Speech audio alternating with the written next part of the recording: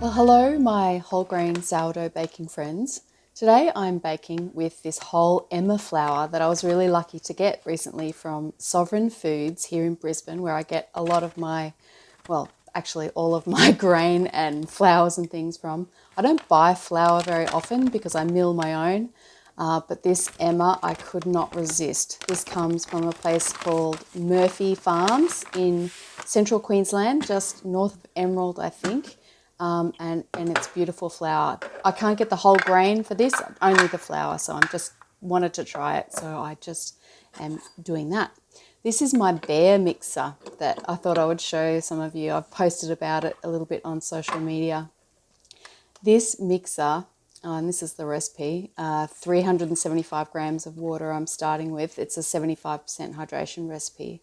This mixer is designed for the domestic market in China. That's 9 grams of salt going in there. And it's designed for making steam buns and noodle dough for households in China. That's what it's marketed for. All the buttons are in Chinese. I can't read it, but it's really, really simple to use. And I just really, really love this machine. It's really fun. Anyway, so this is the sourdough starter going in. It works a little bit like a bread machine. You put your wet ingredients in the bottom and then your flour on the top, and then you just let it mix up. It's got the little paddle thing. I'm using 500 grams of this whole Emmer flour. I decided to machine mix this because I heard that Emmer, like in terms of the ancient wheats, and this is one of the ancient wheats, one of the Farro wheats, I heard that it was pretty good for bread making. So I thought I'd see how it went with a mechanical mixing, and it came out really great. So, but you know, you wouldn't have to mix this with a machine. This was totally an experimental video. I wasn't even going to record this, and I thought, you know what, I should, because this could turn out really good. And I'm really glad I did. So this little bear mixer, Bear is the brand name, that's the name of the company. You just plug it in. This thing's got suction caps on the bottom so it doesn't jump around on your bench, which I thought was cool. It's literally got 2 settings, a mixing setting and a warming setting. So I just let this mix for 10 minutes. And it doesn't have the nicest sound, but I think I'm getting used to it. It's got a bit of a high-pitched, sort of funny whirring sound, but it really mixes beautifully. And I love how the top was open so that you can take the lid off, you can touch the dough, you can add things in. So this is me just mixing up all of the ingredients, no fancy process right from the beginning. And it was about 9:30 in the morning when I started. So I've sped this up just so you can get a sense of what this machine is like. You could knead this dough by hand, or you could just do stretch and folds instead of using a machine mixer. But, you know, this is just an experiment, and I thought I'd show you what I did. It's not a recipe to say, do this, this is the way that you must do it. This is just sort of sharing my experience with you all. See if you find it interesting or helpful at all. So while that was going, I just fed up my starter in the background. The starter I used for this, I called it a Franken starter because I actually had fed it with some brown rice flour and some rye flour. So it wasn't a usual wheat sourdough starter that I would use. But, you know, it worked pretty well. That's the mock mill going in the background. I was out of flour for feeding my starter. I keep a little container of wheat flour usually to feed my starter, and I had run out of that, so I was doing that as I went.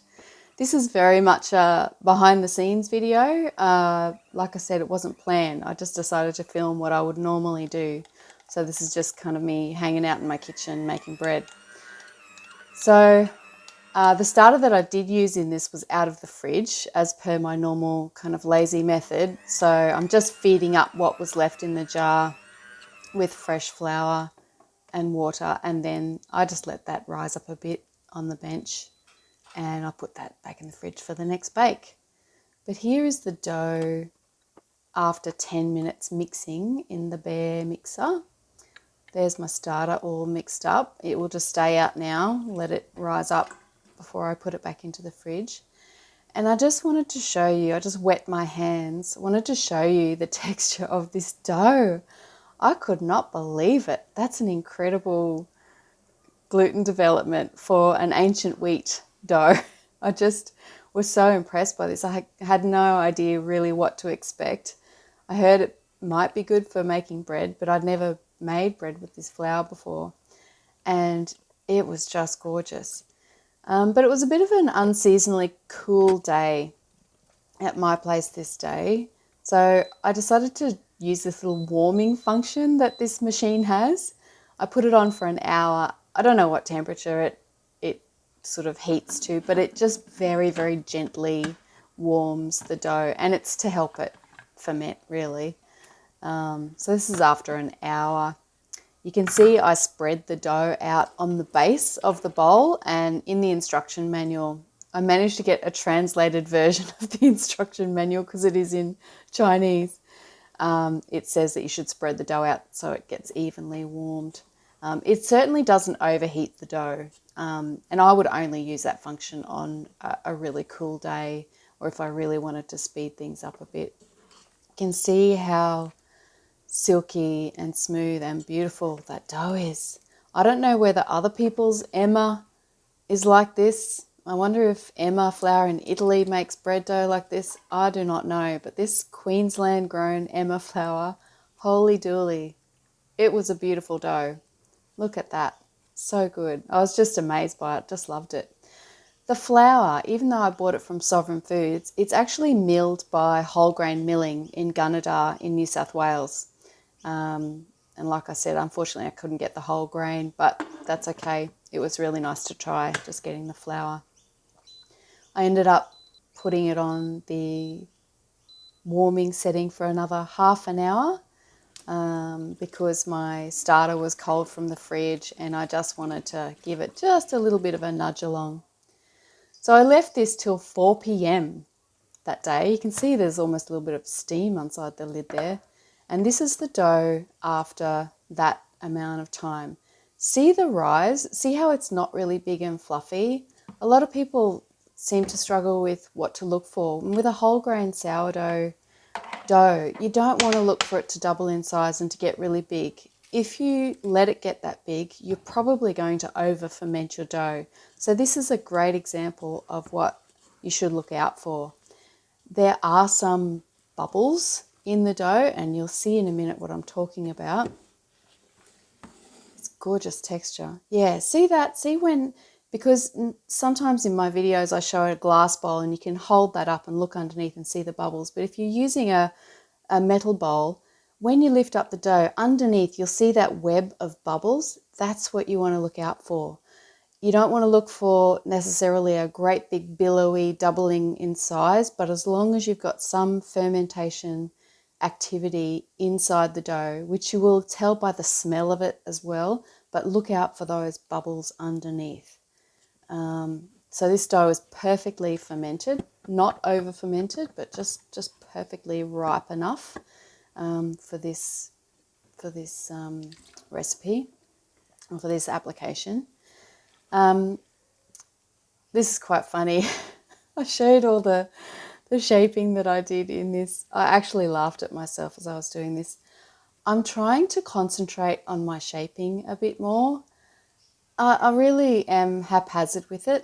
Something seems to switch in my brain when I start shaping my bread, and I just go into autopilot and I don't think at all. And you can see there that I've got the dough around the wrong way. I didn't have that nice dome surface. You want to have that kind of on the top so you get a nice tension. So I've sort of shaped this inside out, and you can see by the weird texture on the top of the dough. But never mind. It came out good anyway, so it didn't matter. So I just did that first pre-shaping, and then I cover it just for 10 or 15 minutes or so. Hello, Kevy. It's my little cat there. He's so cute. Just let that rest for about 15 minutes before I do the final shaping. And because I'm trying to work on my shaping, I decided to use flour. I'm sort of trying to challenge myself to do semi-proper shaping with my bread doughs. I've got a ways to go, I can tell you that, but I'm trying. It's really challenging for me to just not go into autopilot. Anyway, so you can see the bubbles there on the underside of the dough again. That's nice. You want to be able to see those bubbles in your dough.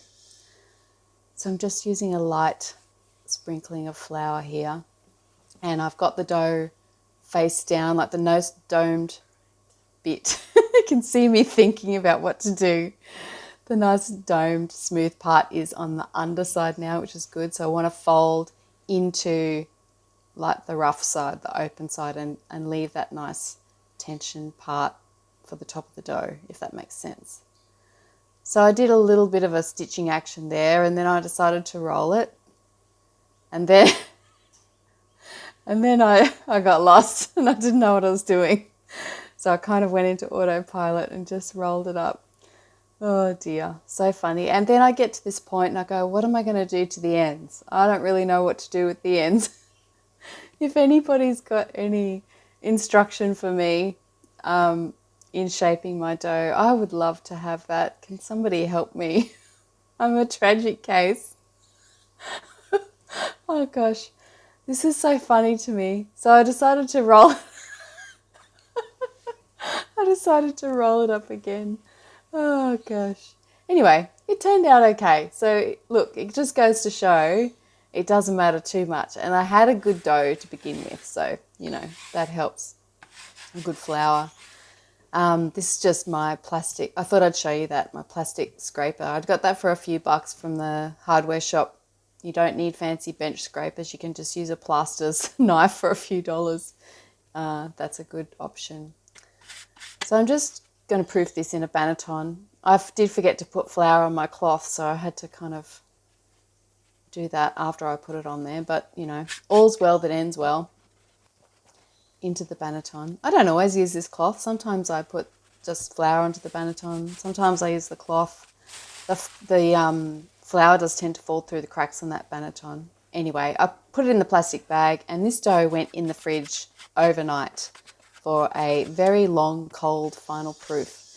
And I save all my old flour. I save that for feeding my starter, as long as it's not too manky, so that works out well.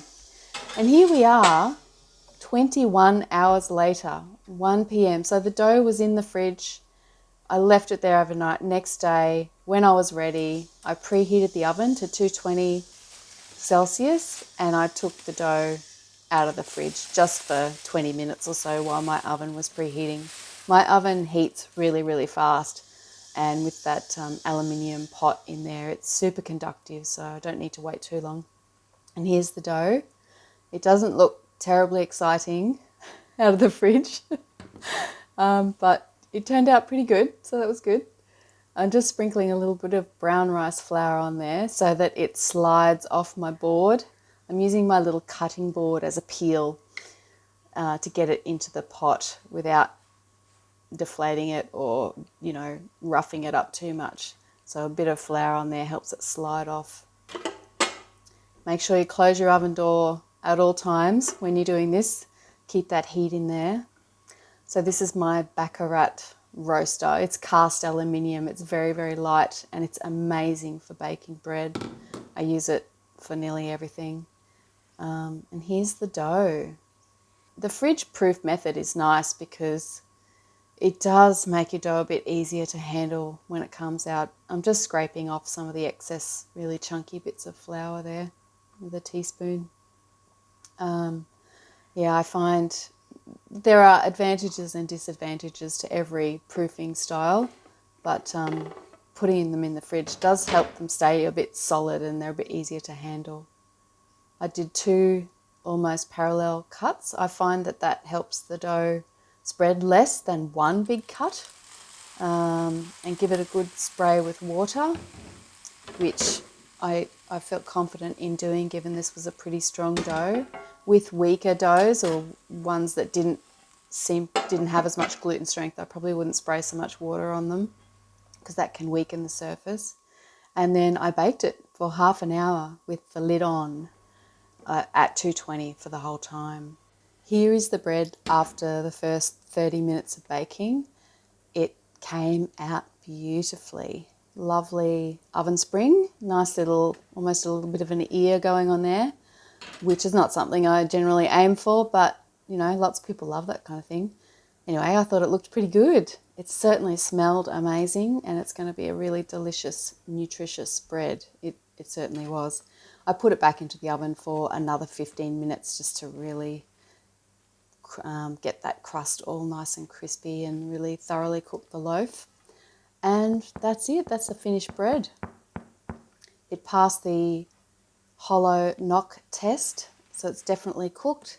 And yeah, beautiful loaf of 100% whole grain sourdough bread. Oh, love the sound of that crust. I think that was later the same day that I cut that, so it was still crispy. It's usually not crispy if you leave it till the next day. You can see my crumb is very uneven. That's because of my unskilled shaping. I really do want to work on my shaping.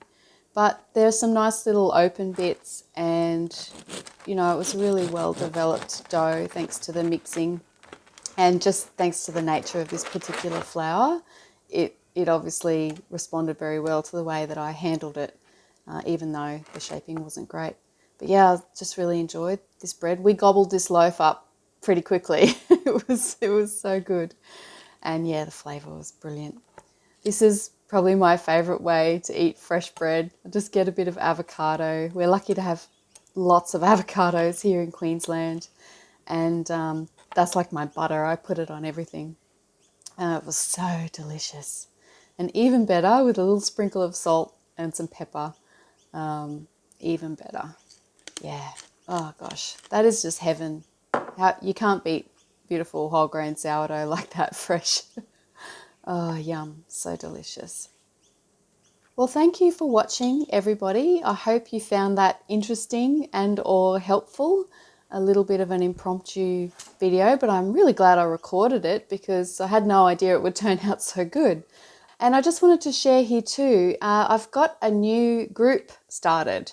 It's called my supporter group, and it's through Buy Me a Coffee. You can find it at buymeacoffee.com/ellieseveryday/membership. And if you want a little bit of extra support with your whole grain sourdough baking or your soap making, I talk about both there. You can come and join me, and I'd love to have you. It's pretty affordable. I'm just trying to make it accessible and offer a little bit of extra support to people who can provide a little bit of support to me to help me keep going making my videos.